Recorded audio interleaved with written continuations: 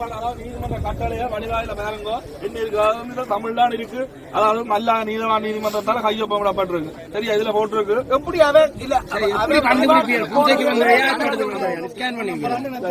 நீதிமன்றத்தை ஒட்டிக்கிறாங்க அதை வாசிக்கிட்டு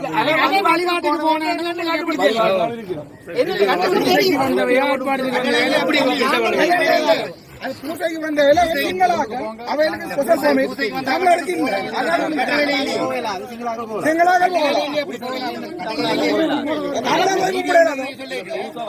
வழிபாட்டுக்கு போறாங்க மட்டும் கட்டளையில இல்லையா? அதே பூசைக்கு வந்தாங்க வழிபாட்டுக்கு வந்தாங்க நீங்க எப்படி ஐடென்டிஃபை பண்ணீங்க? ஆர்ப்பாட்டக்காரர்களோ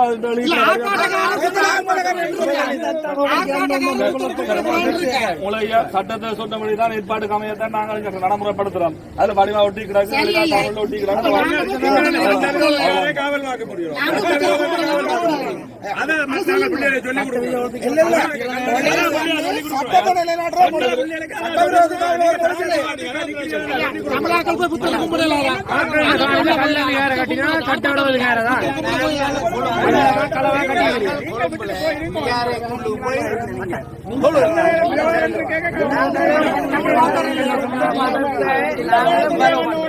நாங்கள் இங்க போய் பண்ணலாம்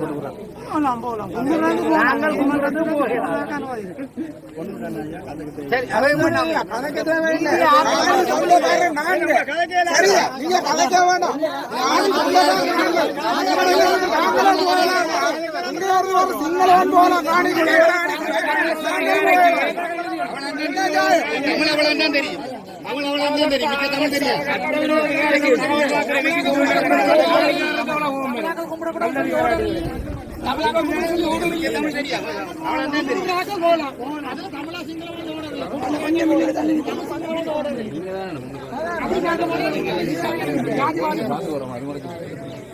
அவரும் சொல்றார்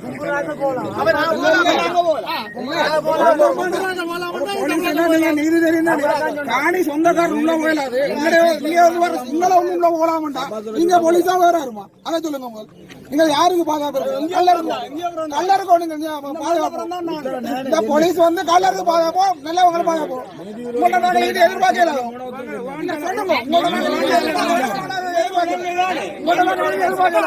இல்ல சொந்த உறுதி உள்ளவன் உள்ள போயலாம் தடுத்து வச்சிருக்கீங்க. எங்கேயோ இருந்து வந்து சிங்களவன் காரணம் பாதுகாப்பு உள்ள விட முடியும். நீங்க நீங்க போலீஸா வேற சொல்லுங்க. யூனிஃபார்ம் போட்டதோட நாட்டில் ஸ்ரீலங்கா நாட்டோட யூனிஃபார்ம் நீங்கள் போடாட்டி கூட கேட்க மாட்டேன். போட்டபடியால கேட்கிறோம். நீங்க போலீஸா வேற என்ன கலருக்கு பாதுகாப்பு? காணி சொந்தக்காரன் காணிக்க போயிடாது. எந்த இருந்து வந்தவன் போகலாம்னா என்ன நியாயம்?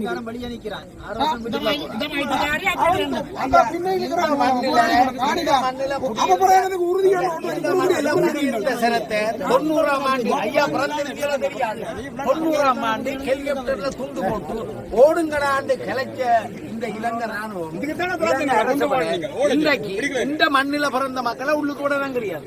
இந்த மண்ணில நீங்கள்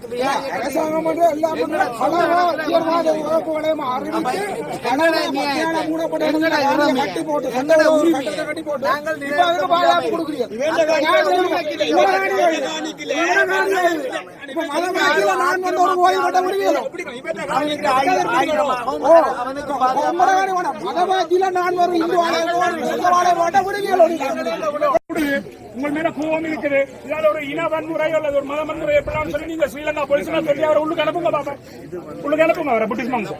அதுல வந்து நின்று எங்களுக்கு இங்க பாத்து கண்டு நிற்பான். அதுக்கு நீங்க திரும்பியும் பார்க்க மாட்டீங்க. ஏன்னா உங்களுக்கு அங்க ஒரு அதிகாரம் இல்ல. அநீதிக்கு துணை போறீங்க.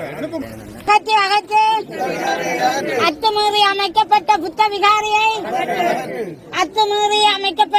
விகாரியை தனியார் காணியை சொந்தமாக்கிய அரச படைகளே, தனியார் காணிகளை சொந்தமாக்கிய அரச படைகளே, தனியார் காணிகளை சொந்தமாக்கிய அரச படைகளே, எமது நிலம், எமது நிலம், எமது நிலம், இந்த மண், இந்த மண் வடக்கும் கிழக்கும், வடக்கும் கிழக்கும், வடக்கும் கிழக்கும் வேண்டும் வேண்டும் நீதி வேண்டும் வேண்டும் வேண்டும் நீதி வேண்டும் வேண்டும் வேண்டும் நீதி வேண்டும் இந்த மண் இந்த மண் இந்த மண் அத்தனை நிலங்களை அபகரித்த அரச படைகளே வேண்டும் வேண்டும் வேண்டும் வேண்டும் வேண்டும் வேண்டும் வேண்டும் வேண்டும்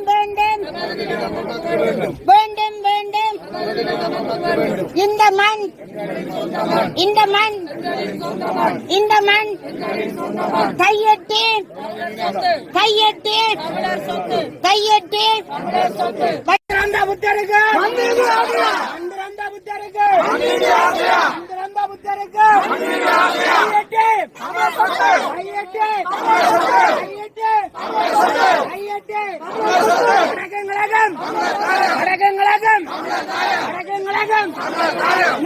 ராணுவமே ராணுவமே வெளியாறு வெளியாறு வெளியாறு வெளியாறு ராணுவமே ராணுவமே சட்டவிரோத பிகாரியை சட்டவிரோத பிகாரியை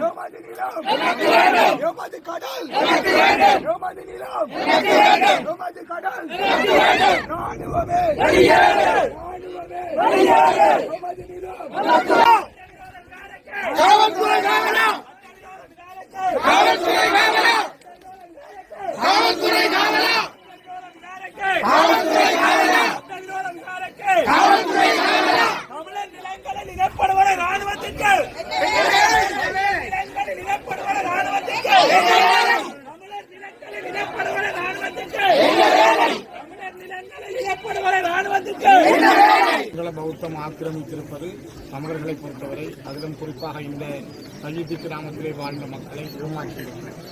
உயர் பாதுகாப்பு வலயம் என குறிப்பிட்டு அந்த பகுதிக்குள் மக்களை போக விடாமல் தடுத்து வைத்துக் கொண்டு இந்த பகுதியிலே ரகசியமாக அதிலும் தொற்றுநோய் கொரோனா உருவாக்கப்பட்ட காலத்திலே இராணுவ தளபதியினுடைய தலைமையில் இராணுவத்தினரை வைத்து இந்த விகாரையை தமிழ் மக்களுடைய காணியிலே அமைத்திருப்பது மிகவும் பாரதூரமான ஒரு விடயமாகும்.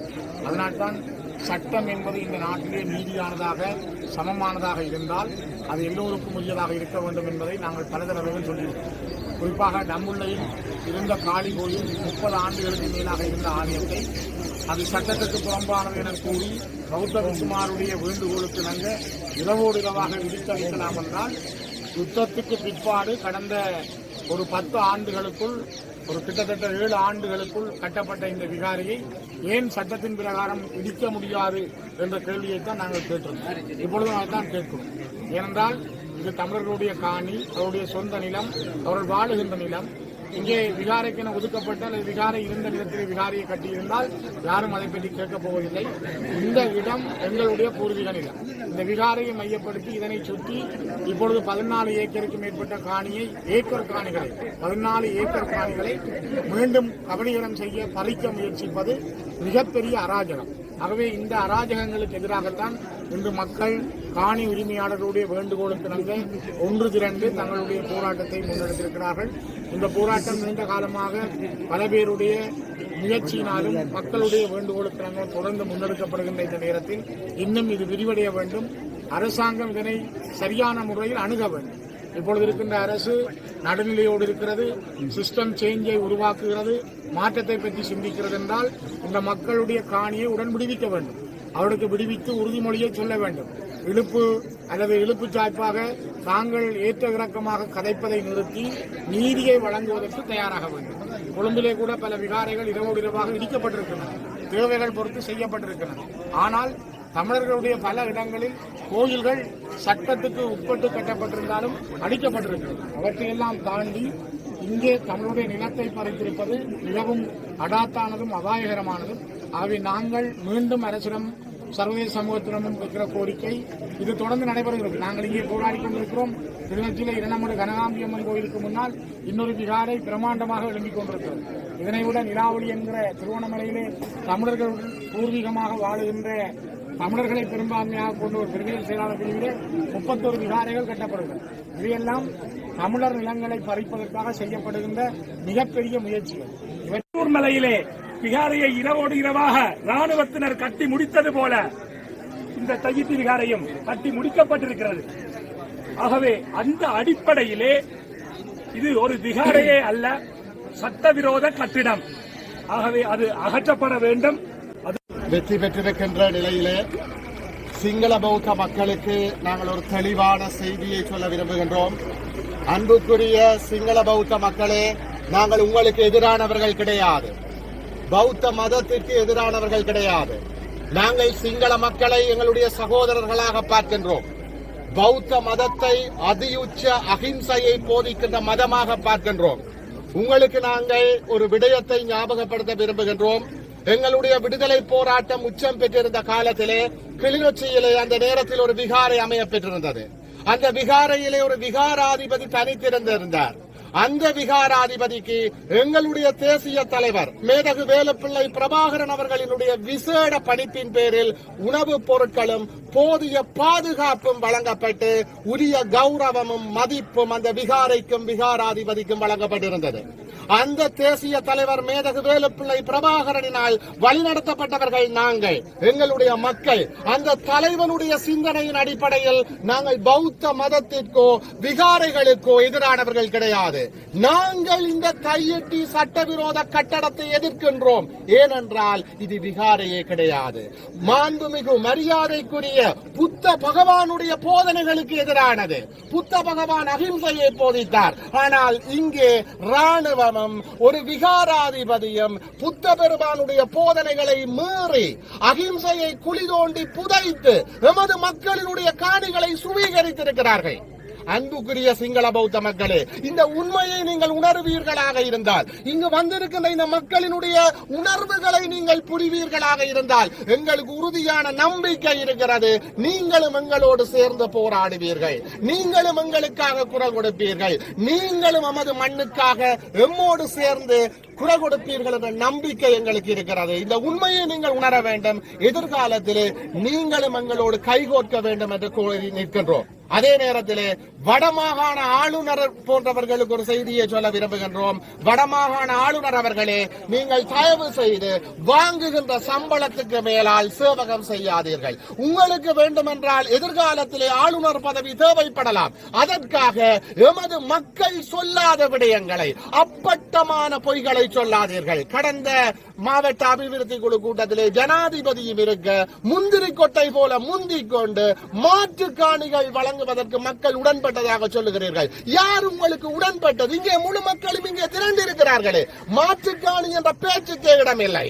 மாற்றுக்காணிகளை நாங்கள் எந்த ஒரு சந்தர்ப்பத்திலுமே ஏற்கப் போவது கிடையாது. ஏனென்றால் இது எங்களுடைய காணி, உணர்வு பூர்வமான காணி. நான் ஆளுநர் அவர்களை பார்த்து கேட்கின்றேன், உதாரணத்துக்கு உங்களுடைய ஒரு உறவினர், உங்களுடைய மனைவியோ அல்லது உங்களுடைய பிள்ளையோ காணாமல் போயிருந்தால், உங்களுடைய காணாமலாக்கப்பட்ட ஒரு உறவுக்கு மாற்று மனைவியை தருகின்றோம், மாற்று பிள்ளையை தருகின்றோம் என்று சொன்னால் ஏற்பீர்களா? அதே போல உணர்வு பூர்வமானது என்னுடைய காணி, என்னுடைய அப்பன், ஆத்தா, பாட்டி, முப்பாட்டன் வாழ்ந்த காணி. ஆகவே தயவு செய்து வினயமாக கேட்கின்றோம், மாற்று காணி என்று எங்களுடைய உணர்வுகளோடு விளையாடாதீர்கள். இது இனத்தினுடைய கோரிக்கை, பாதிக்கப்பட்ட மக்களினுடைய கோரிக்கை. மீண்டும் சொல்லுகின்றோம், நாங்கள் பௌத்தத்துக்கு எதிரானவர்கள் அல்ல, புத்த பெருமானுக்கு எதிரானவர்கள் அல்ல. உண்மையில் பௌத்தத்தின் அடிப்படையில் அண்ணன் தியாக தீபம் காட்டிய அகிம்சையின் வழியில் போராடி கொண்டிருக்கின்றோம். இலக்கு ஒன்று, இனத்தின் விடுதலை. இந்த சட்டவிரோத கட்டுமானம் அகற்றப்படுகின்ற வரை நாங்கள் போராடுவோம்.